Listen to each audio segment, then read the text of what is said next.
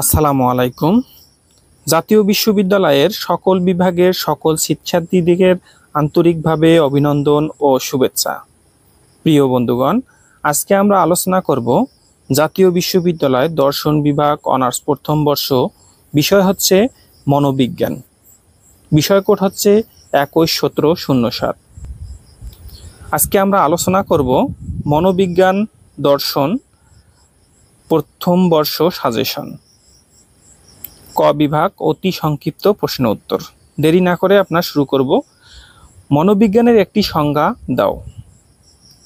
যে বিজ্ঞান মানুষ ও অন্যান্য প্রাণীর আচরণ ও মানসিক প্রক্রিয়া সম্বন্ধে বিজ্ঞানসম্মতভাবে অনুদান করে তাকে মনোবিজ্ঞান বলে।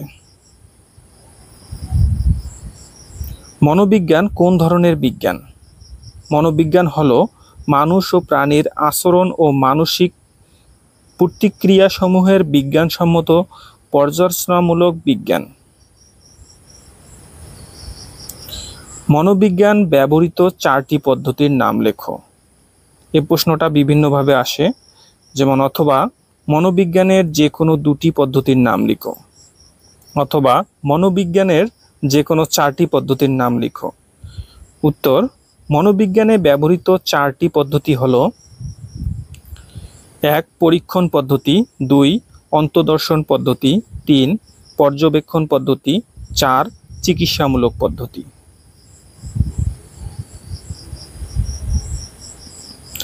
আধুনিক মনোবিজ্ঞানের জনক কে? আধুনিক মনোবিজ্ঞানের জনক উইলহেম উইন্ডো। Wilhelm window. নিরীক্ষণ কি? যেসব আচরণ বা ঘটনাকে গবেষণাগারে পুনরুৎপাদন করা যায় না, সেসব আচরণের কারণ অনুসন্ধানের জন্য প্রাকৃতিক পরিবেশে ওই বিষয়ে বা ঘটনা নিবিড় প্রত্যাখ্যান বা তথ্য সংগ্রহকরণ পর্যবেক্ষণ বা নিরীক্ষণ পদ্ধতি বলে।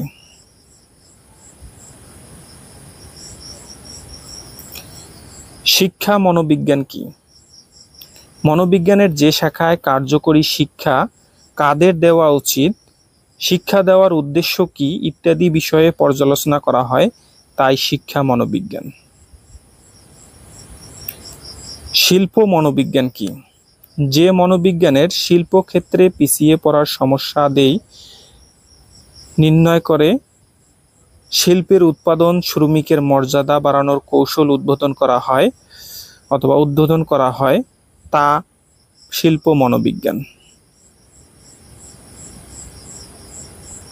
চিন্তন কি? চিন্তন হলো কোনো বিষয়বস্তুকে সুস্পষ্টভাবে অবধারণের জন্য মানসিক শক্তি প্রয়োগ। ওয়াটসন কোন ধরনের মনোবিজ্ঞানী? ওয়াটসন আচরণবাদী মনোবিজ্ঞানী। স্নায়ুতন্ত্র কি? স্নায়ুতন্ত্র কি? কোষ দেহ থেকে নির্গত শাখা প্রশাখা বিশিষ্ট যে তন্তুগুলো উদ্দীপনা গ্রহণ করে এবং দেহকোষে প্রেরণ করে তাকে স্নায়ুতন্ত্র বলে।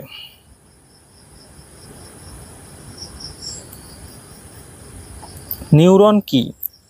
নিউরন হলো স্নায়ুতন্ত্রের মৌলিক একক, যার স্নায়ু প্রবাহ উৎপন্ন ও পরিবহন ক্ষমতা আছে। কেন্দ্রীয় স্নায়ুতন্ত্রের 2টি অংশ কি? কেন্দ্রীয় স্নায়ুতন্ত্রের 2টি অংশ হচ্ছে মস্তিষ্ক, 2 হচ্ছে মেরুদণ্ড। প্রেষণা কি? সমগ্র জীবনব্যাপী বিভিন্ন লেখার জন্য ও সামগ্রিক আচরণের কর্মশক্তি সরবরাহকারী বা তাগিদ সৃষ্টিকারী শরীর অভ্যন্তরীণ তাড়নাই হচ্ছে প্রেষণা। তাড়নাই হচ্ছে প্রেষণা। প্রেষণার স্তরগুলোর নাম লেখো। প্রেষণার স্তরগুলো কি কি?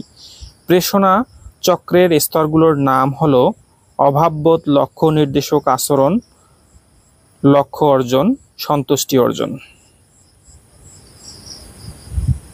হতাশা কি? লক্ষ্যবস্তু লাভে ব্যর্থ হওয়ার ফলে যে মানসিক অবস্থার সৃষ্টি হয় তাই হতাশা। স্বপ্ন কি? গভীর অবচেতনের পূর্বাবস্থা ও সচেতনতার পরবর্তী অবস্থায় যে ছবি, ধারণা, আবেগ বা অনুভূতির সৃষ্টি হয় তাকে স্বপ্ন বলে। মনোবিকৃতির অস্বাভাবিকতা বড় অস্থির কি করা উচিত? বিকৃতির অস্বাভাবিকতা বুঝতে দ্বন্দ্বমূলক অবস্থায় মানুষ আচরণ বিশ্লেষণ করা উচিত। মানসিক প্রক্রিয়া কাকে বলে?